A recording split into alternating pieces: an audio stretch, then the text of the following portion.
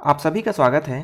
इस वीडियो में भारतीय इतिहास के सामान्य ज्ञान के इम्पॉर्टेंट ऑब्जेक्टिव क्वेश्चन सीरीज़ का पार्ट 3 देखेंगे। यदि इसके पिछले पार्ट आपने नहीं देखे हैं तो इस चैनल के प्लेलिस्ट से या इस वीडियो के डिस्क्रिप्शन के लिंक से देख सकते हैं। इस वीडियो में 50 इम्पॉर्टेंट MCQs का संकलन किया गया है, जो कि विगत विभिन्न परीक्षाओं में पूछे गए क्वेश्चंस भी इसमें शामिल किया गया है। यह आपके आगामी सही परीक्षाओं के लिए अत्यंत महत्वपूर्ण है, तो इसका ध्यानपूर्वक अध्ययन कीजिए। देखते हैं इस वीडियो का पहला क्वेश्चन है, नेहरू देशभक्त हैं और जिन्ना राजनीतिज्ञ, किसका कथन है? नेहरू देशभक्त हैं और जिन्ना राजनीतिज्ञ, यह कथन है मौलाना आज़ाद। ऑप्शन डी इसका सही आंसर है। मौलाना आज़ाद ने अपनी पुस्तक इंडिया विंस फ्रीडम में यह कथन लिखा है कि नेहरू राष्ट्रभक्त हैं, जबकि जिन्ना राजनीतिज्ञ। ठीक है, ऑप्शन डी इसका सही आंसर है।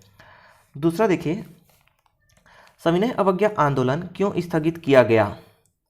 सविनय अवज्ञा आंदोलन चौरा चौरी और अन्य स्थानों पर हुई हिंसक घटनाओं के कारण स्थगित किया गया।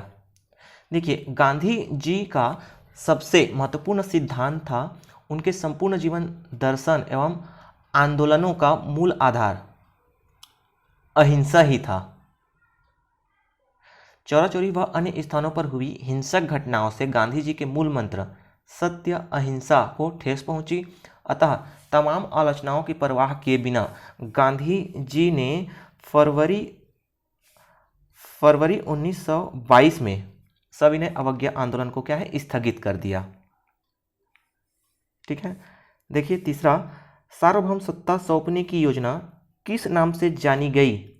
सार्वभौम सत्ता सौंपने की योजना माउंटबेटन योजना के नाम से जानी गई।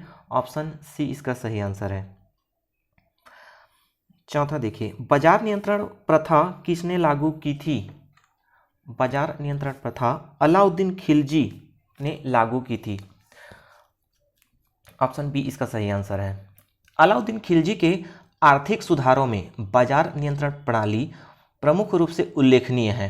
सैनिकों को एक निश्चित वेतन पर रखने के उद्देश्य से अलाउद्दीन खिलजी ने सभी वस्तुओं के मूल्य भी निश्चित कर दिए थे। अधिकतर विद्वानों के अनुसार मूल्य नियंत्रण दिल्ली एवं उसके आसपास के क्षेत्रों तक ही सीमित था। पांचवा देखिए, मोहम्मद गौरी के किस दास ने बंगाल एवं बिहार पर विजय प्राप्त की? मोहम्मद गौरी के बख्तियार खिलजी ने बंगाल एवं बिहार में विजय प्राप्त की थी।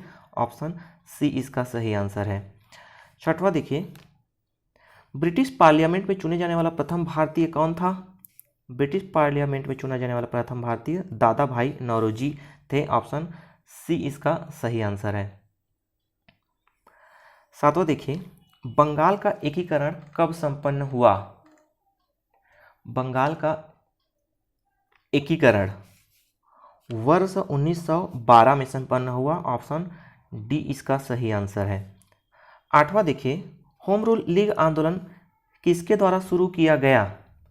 होम रूल लीग आंदोलन एनी बेसेंट, ऑप्शन सी द्वारा शुरू किया गया। ठीक है, होम रूल लीग आंदोलन एनी बेसेंट के द्वारा शुरू किया गया, लेकिन होम रूल लीग की स्थापना बाल गंगाधर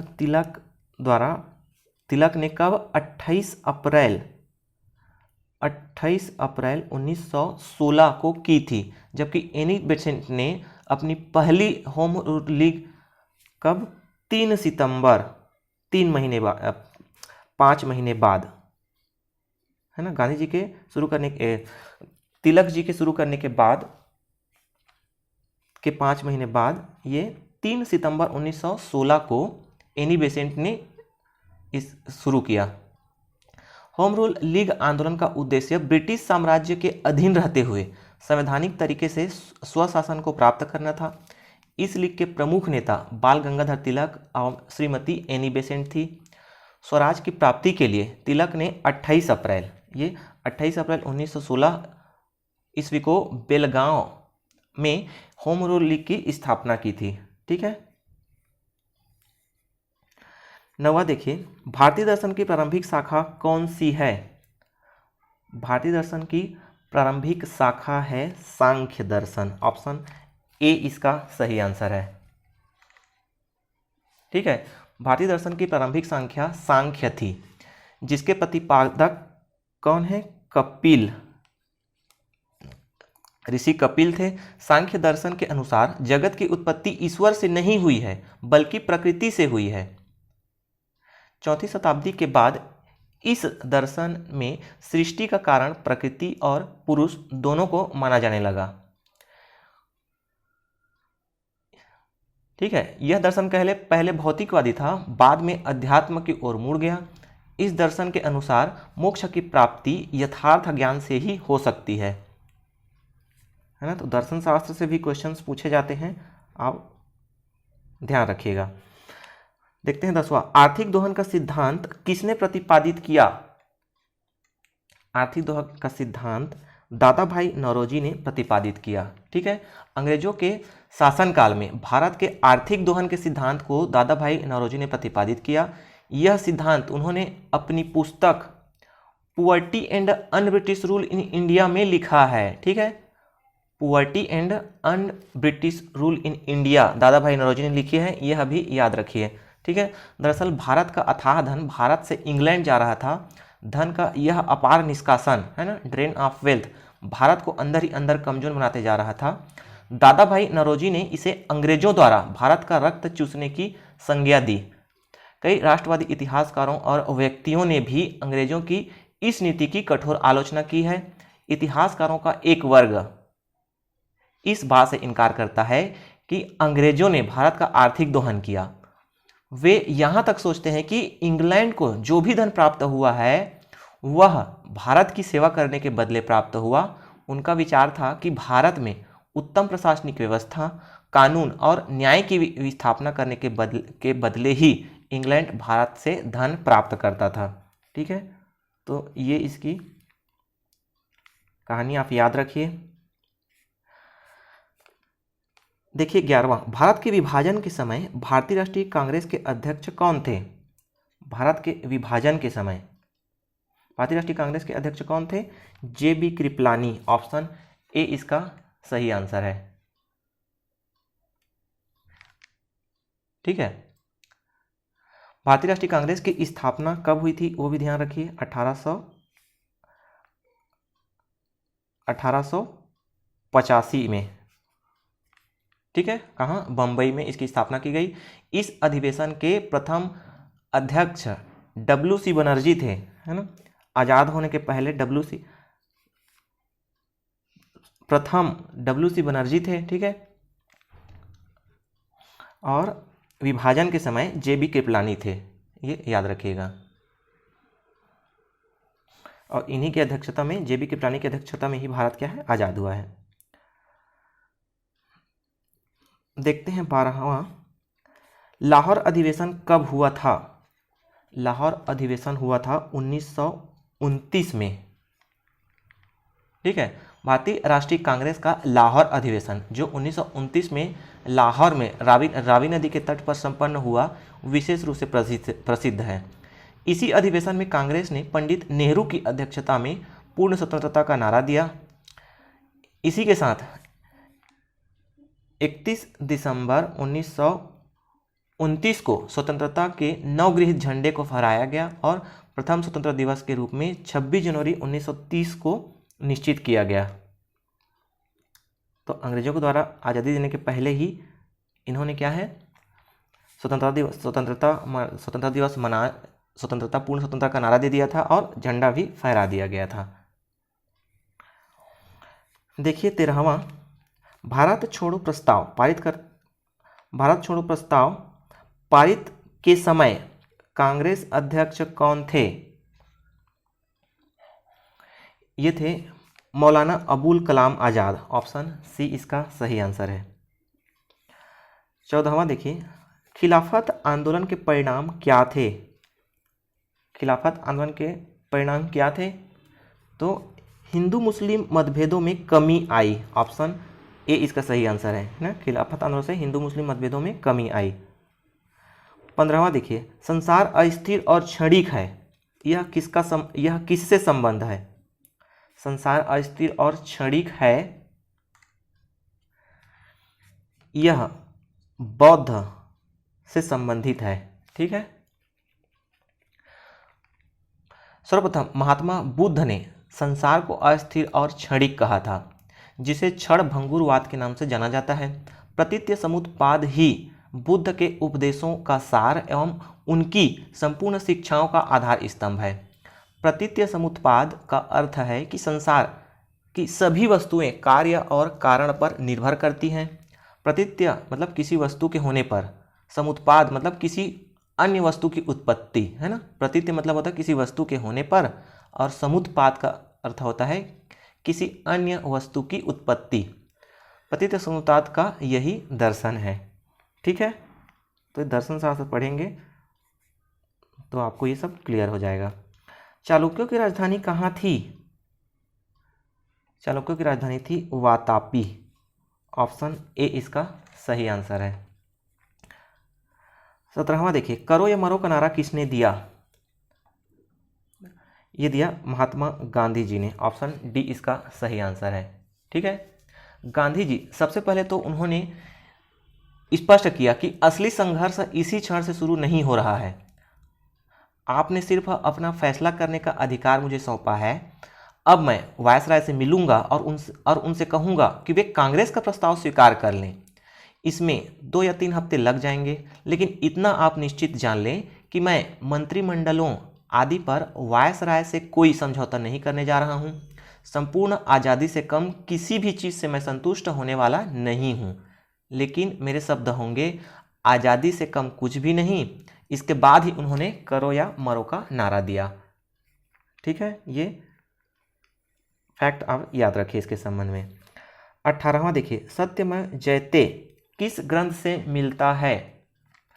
ये मिलता है मुंडकोपनिषद। ऑप्शन डी इसका सही आंसर है। 19वां देखिए, दक्षिण भारत का कौन सा राजवंश अपनी नौसैनिक शक्ति के लिए प्रसिद्ध था? ये था चोल राजवंश अपनी नौसैनिक शक्ति के लिए क्या है? प्रसिद्ध था। दक्षिण भारत में चोल अपनी शक्तिशाली नौसेना के लिए प्रसिद्ध थे, जिनकी सहायता से चोलों ने श्रीलंका, श्रीविजय व कडारम, है ना, दक्षिण पूर्व एशिया के राज्यों पर विजय प्राप्त की थी। अष्टप्रधान मंत्रिपरिषद किसके प्रबंधन में सहायता करता था? अष्टप्रधान मंत्रिपरिषद किसके प्रबंधन में सहायता करता था? तो ये शिवाजी। ऑप्शन सी इसका सही आंसर है। ठीक है। अष्टप्रधान मंत्रिपरिषद शिवाजी महाराज का था। ये सचिव के रूप में काम करने वाले 8 योग्य अधिकारियों का समूह था। ठीक है। जिसमें पेशवा,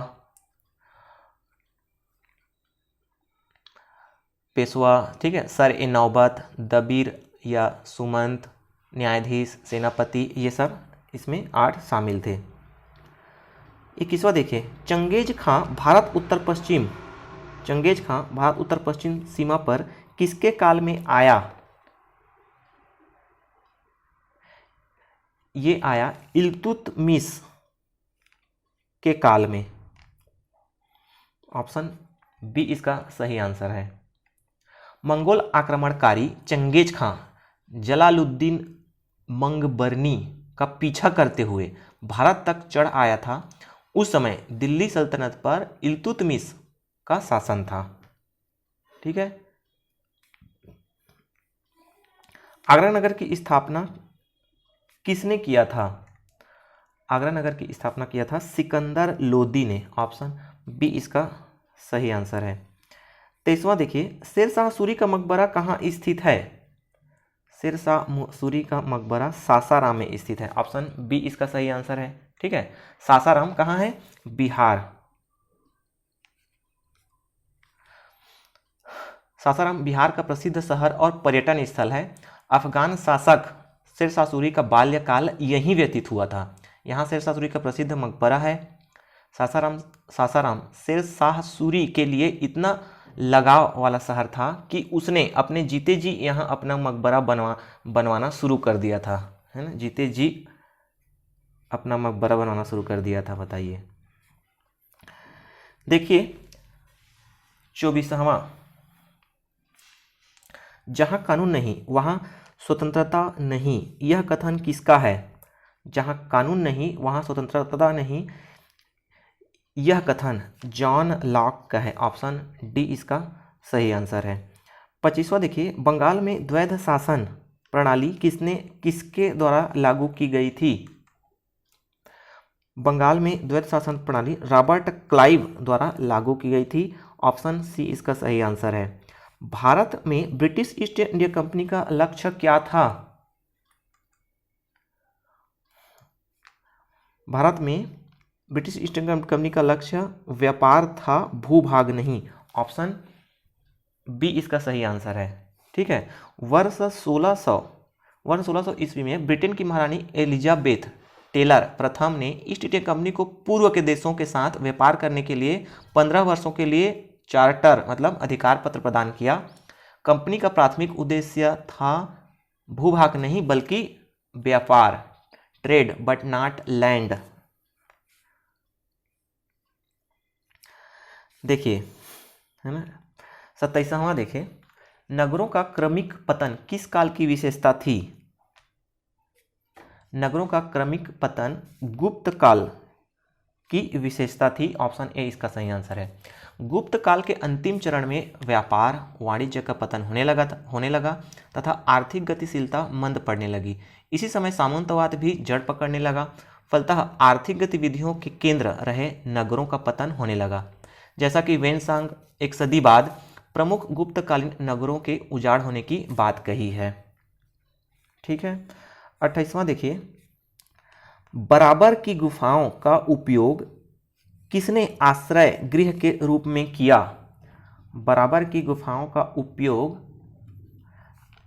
आजीवकों ने अपने आश्रय गृह के रूप में किया है। ठीक है। बराबर की गुफाओं का निर्माण अशोक द्वारा 3री शताब्दी ईस्वी पूर्व में बिहार प्रांत के गया जिले में स्थित बराबर चट्टानों को काटकर करवाया गया था। बराबर पहाड़ी पर स्थित 4 में से 3 गुफाओं में अशोक के शिलालेख होने से ज्ञात होता है कि 2 गुफाएं अशोक द्वारा अपने शासन के 12वें वर्ष और 19वें वर्ष आजीवकों को दी गई।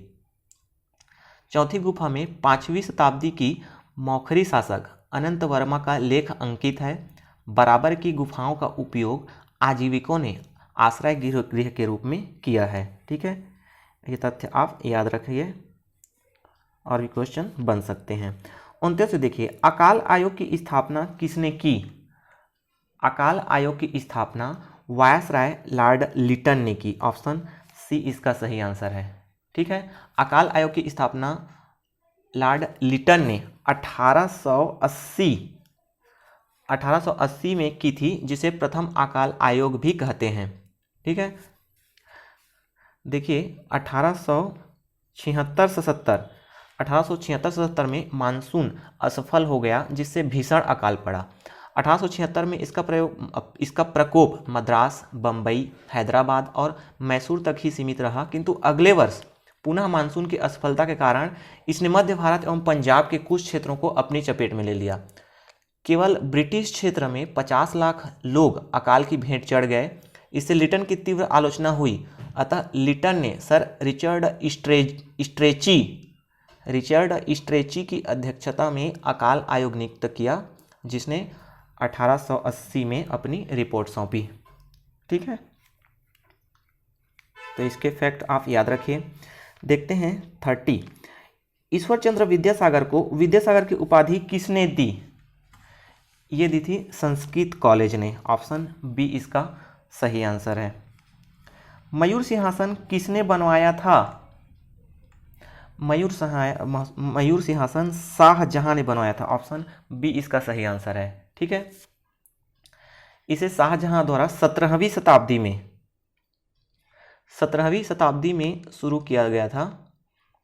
मुगल सम्राट शाहजहां बड़े अरमानों से मयूर सिंहासन पर बैठा था।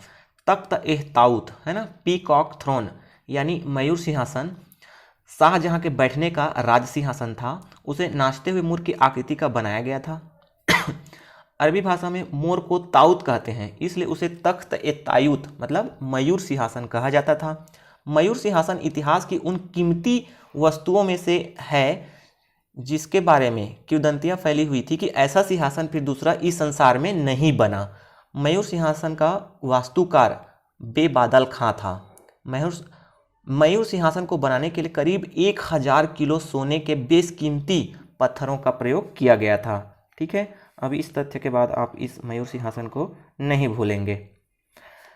देखिए 32वां, चित्तौड़गढ़ किले का निर्माण किसने करवाया था? चित्तौड़गढ़ किले का निर्माण चित्रांगद मौर्य ने करवाया था। ऑप्शन बी इसका सही आंसर है। देखते हैं 33, जैन दर्शन के अनुसार सृष्टि की रचना एवं पालन पोषण कैसे हुआ?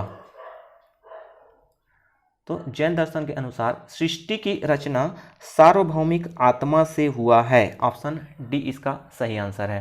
ठीक है, जैन धर्म में ईश्वर को सृष्टिकर्ता के रूप में स्थान नहीं दिया गया है। जैन सिद्धांतों के अनुसार ब्रह्मांड और उसके घटक आत्मा, पदार्थ, स्थान, समय और गति हमारे हमेशा मौजूद रहे हैं। जैन दर्शन के अनुसार सृष्टि की रचना एवं पालन पोषण सार्वभौमिक विधान से हुआ है। देखिए 34वां, चोल प्रशासन की मुख्य विशेषता क्या थी? चोल प्रशासन की मुख्य विशेषता ग्राम प्रशासन की स्वायत्तता। ऑप्शन बी इसका सही आंसर है। ठीक है, यह चोलों की महत्वपूर्ण देनों में से एक है। उर या सभा एवं क्या महासभा, उर सभा व महासभा ये दो प्रमुख संस्थाएं थी जिसने ग्राम प्रशासन चलता था, है ना। अभिलेखों से प्राप्त जानकारी के अनुसार ग्राम को 30 भागों में विभाजित कर दिया जाता था। निश्चित योग्यता रखने वाले एक व्यक्ति को चुना जाता था। ठीक है, चोल प्रशासन में राजा प्रमुख होता था और इसका प्रशासन जटिल नौकरशाही पर आधारित थी। राजा को असीमित शक्तियां प्राप्त थी, फिर भी राजा प्रशासन में विभागों के प्रमुख से क्या है परामर्श लिया करता था। ठीक है, देखिए 35, मोहम्मद बिन कासिम कहाँ का था? मोहम्मद बिन कासिम यह था अरब का। ऑप्शन सी इसका सही आंसर है। ठीक है, इनका जन्म सऊदी अरब में हुआ था। इनके पिता की मृत्यु हो जाने के बाद कासिम का पालन पोषण तथा युद्ध और प्रशासन की शिक्षा उनके ताऊ ने दी थी। मोहम्मद बिन कासिम ने 711-12 में, आपने पढ़ा है 711-12 में भारत पर आक्रमण किया था। यह एक अरब मूल का क्या है आक्रमणकारी था। कासिम ने अपने ताऊ की बेटी से शादी कर ली। उसके बाद सिंध पर आक्रमण करने का अभियान किया। सिंध पर मकरान के तट के रास्ते से आक्रमण किया। अरबों को भारत में सफलता उस समय मिली जब मोहम्मद बिन कासिम ने सिंध पर आक्रमण किया। ठीक है, 36वां देखिए, किसे 1717 ईस्वी में चुंगी अदा करने में छूट दे दी गई थी? तो अंग्रेजों को 1717 ईस्वी में चुंगी अदा करने की छूट दे दी गई थी। चुंगी मतलब ये टैक्स होता है ना, आपने पढ़ा है।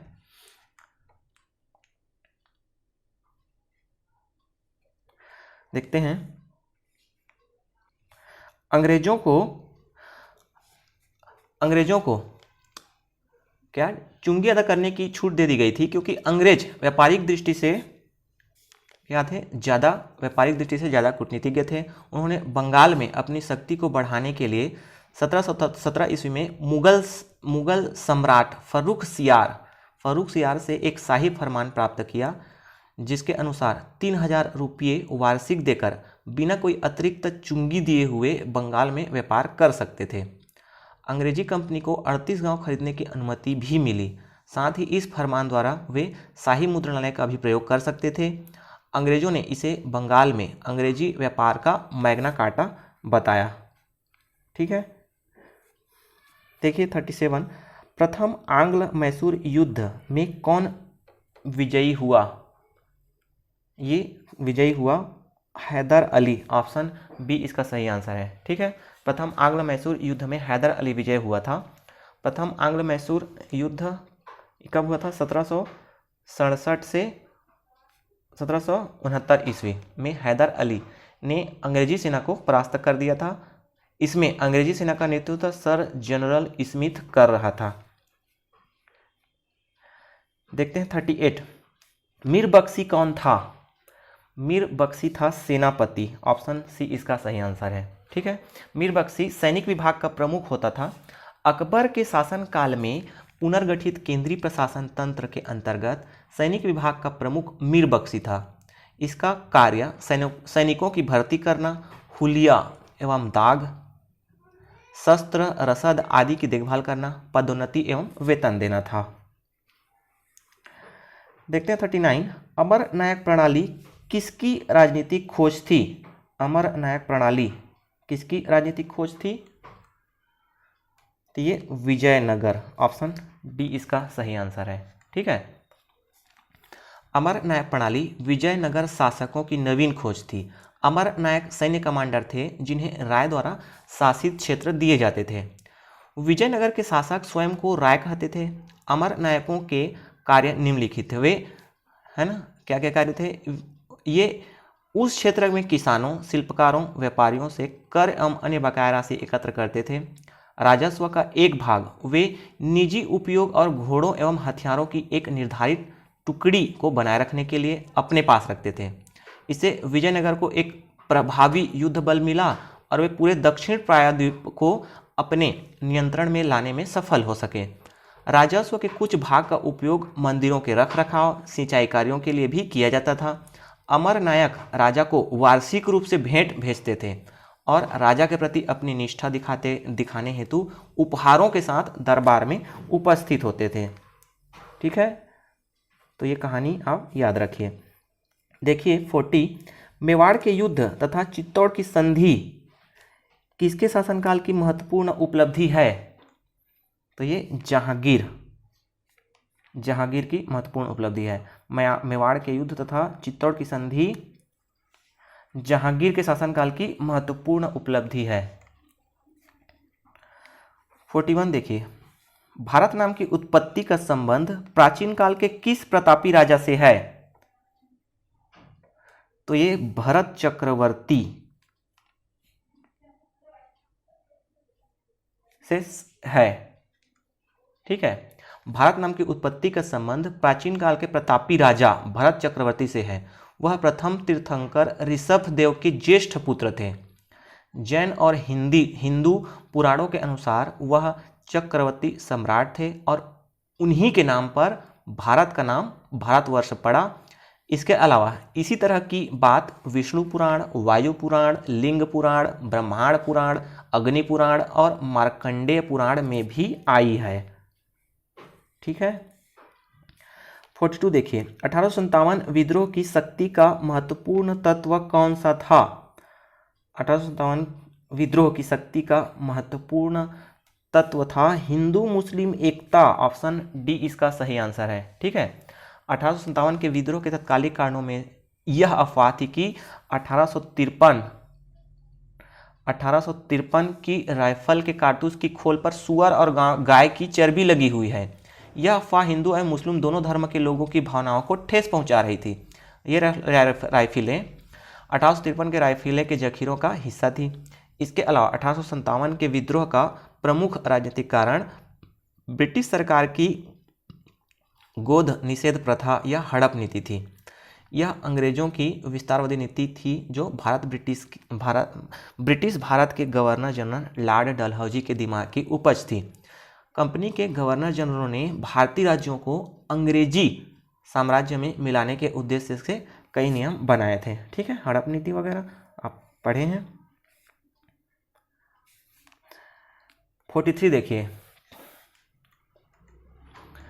भारत में दल विहीन प्रजातंत्र किसने प्रस्तावित किया था? भारत में दल विहीन प्रजातंत्र जयप्रकाश नारायण ने प्रस्तावित किया था। ठीक है, उन्होंने संसदीय लोकतंत्र की आलोचना को अपनी दल विहीन प्रजातंत्र की अवधारणा का आधार बनाया। उनका विचार था कि आधुनिक लोकतंत्र में दलीय व्यवस्था इतनी प्रभावित हो गई है कि लोकतंत्र दल तंत्र बन गया है। यह दल तंत्र राजनीतिक भ्रष्टाचार को फैलाता है और लोगों में फूट डालता है। तो ये इनका विचार था। 44 देखिए, बंगाल का विभाजन क्यों किया गया था? बंगाल का विभाजन किया था फूट डालो और राज करो नीति के लिए, नीति के तहत। ठीक है, बंगाल का विभाजन वास्तव में फूट डालो और राज करो की नीति थी। कर्जन का उद्देश्य बंगाल में बढ़ती हुई राष्ट्रीय एकता की भावना को कुचल देना था, लेकिन व्यवहार में इस कार्य के परिणाम स्वरूप न केवल बंगाल वरन संपूर्ण भारत में राष्ट्रीयता की अभूतपूर्व भावना को जन्म मिला। लॉर्ड कर्जन बंगाल विभाजन के द्वारा एक पृथक मुस्लिम प्रांत बनाना चाहता था जहां इस्लाम के अनुयायियों का प्रभाव हो। ठीक है, ये था इसके कारण बंगाल विभाजन के। 45 देखिए, अशोक के शिलालेख किस लिपि में खुदे हुए हैं? ये ब्राह्मी लिपि में खुदे हुए हैं। ऑप्शन बी इसका सही आंसर है। 46 देखिए, भारत में ईस्ट इंडिया कंपनी की सफलता का राज क्या था? तो भारत में ईस्ट इंडिया कंपनी की सफलता का राज क्या था? ऑप्शन ए दिया है, भारत में राष्ट्रीयता की भावना की कमी। ये था, कंपनी की सेना को पश्चिमी प्रशिक्षण मिला था तथा उसके पास आधुनिक हथियार थे। ये भी है। भारतीय सैनिकों में राष्ट्रीय भावना का अभाव था, जिसके फलस्वरूप कोई भी जो उन्हें अच्छा वेतन दे अपनी सेवा में लगा सकता था। तो ये भी है उनकी ईस्ट इंडिया कंपनी की सफलता का राज। तो उपर्युक्त तीनों, ऑप्शन डी इसका सही आंसर है। ठीक है,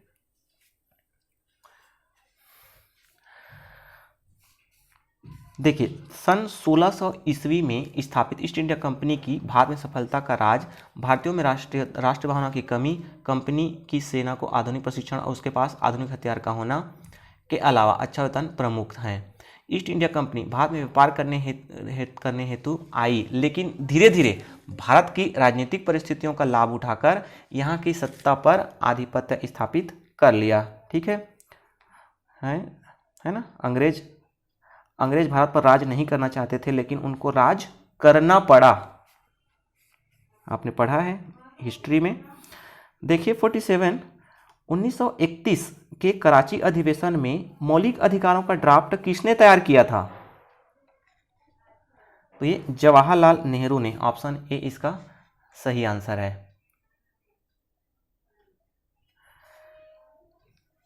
देखते हैं 48, व्यक्तिगत सत्याग्रह का दूसरा सत्याग्रही कौन था? व्यक्तिगत सत्याग्रह का दूसरा सत्याग्रही ये थे जवाहरलाल नेहरू। ऑप्शन ए इसका सही आंसर है। ठीक है, जबकि प्रथम सत्याग्रही कौन थे? ये विनोबा भावे थे। दूसरा सत्याग्रही जवाहरलाल नेहरू और प्रथम व्यक्तिगत सत्याग्रही थे विनोबा भावे। महात्मा गांधी ने 11 अक्टूबर 1940 में कांग्रेस के आग्रह पर व्यक्तिगत सत्याग्रह शुरू किया। ठीक है, ब्रिटिश सरकार द्वारा 31 अक्टूबर को विनोबा भावे को गिरफ्तार किया गया। व्यक्तिगत सत्याग्रह का अर्थ यह है कि सामूहिक आंदोलन न करके व्यक्तिगत रूप से सरकार की नीतियों के खिलाफ सत्याग्रह किया जाना। देखते 49, सांची का स्तूप किस शासक ने बनवाया था? सांची का स्तूप अशोक ने बनवाया था। ऑप्शन बी इसका सही आंसर है। 50 देखिए, पागलपंथी विद्रोह कब हुआ था?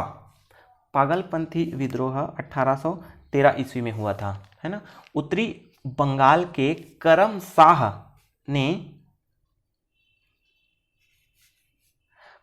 शाह ने एक अर्धधार्मिक संप्रदाय पागलपंथी की स्थापना की थी। जमींदारों एवं साहूकारों के अत्याचारों के खिलाफ करम शाह के पुत्र टीपू ने स्थानीय गारो जनजाति के लोगों के साथ 1813 ईस्वी में विद्रोह किया।